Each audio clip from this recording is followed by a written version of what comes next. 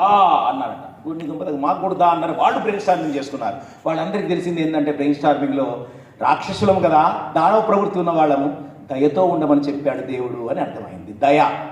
వాళ్ళు దమ. మానవులు వచ్చారట. సో మా పరిస్థితి అంటే దా అన్నాడు. మాకు దా అన్నాడు. ఏమిటిది? బ్రెయిన్ స్టార్మింగ్ చేస్తున్నారట వాళ్ళు. దా దా దా దా ఏముండొచ్చంటే మనకి ఇచ్చే గుణం పోయింది కాబట్టి దానము అని తెలుస్తున్నారట. దానము అన్నది బ్రహ్మదేవుడు మానవ జాతికి ఇచ్చినటువంటి తిరుమంత్రము, దివ్య మంత్రం అది. అయ్యా చేతిని చాచి ఇవ్వండి ఇవ్వండి ఇవ్వండి. ఒక్క కడుపు, రెండు చేతులు ఎందుకు ఇచ్చాడో తెలుసా? ఒక్క కడుపుకి ఒక చేత్తో తినండి, ఇంకో కడుపుకి ఇంకో చేత్తో అన్నం పెట్టండి అనే ఆలోచనతో ఇచ్చినటువంటి స్టాండర్డ్ అది. అంటే ఆలోచించండి, what is the moral ethical standard? దానం. సో కార్పొరేట్ రెస్పాన్సిబిలిటీ వచ్చింది. ఎలా వచ్చింది? 2013కి ముందు ఏ నుంచి జడ్డు దాకా అంతా కరప్షనేగా.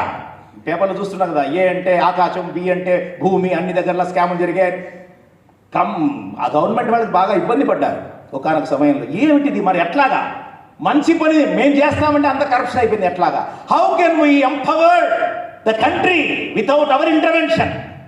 దెన్ ద ఫైనాన్స్ మినిస్టర్ వారు corporate social responsibility section 135 schedule 7 తీసుకొచ్చారు. వాళ్ళ ఉద్దేశం ఏంటంటే గవర్నమెంట్తో ఇన్వాల్వ్మెంట్ లేకుండా మీ 2% ప్రదేశానికి, ప్రపంచానికి అందితే అద్భుతమైనటువంటి చేంజ్ మేకర్స్, చేంజ్ సీకర్స్ వస్తారు కదా అనేటువంటి ఆలోచనతో వాళ్ళు చేశారు.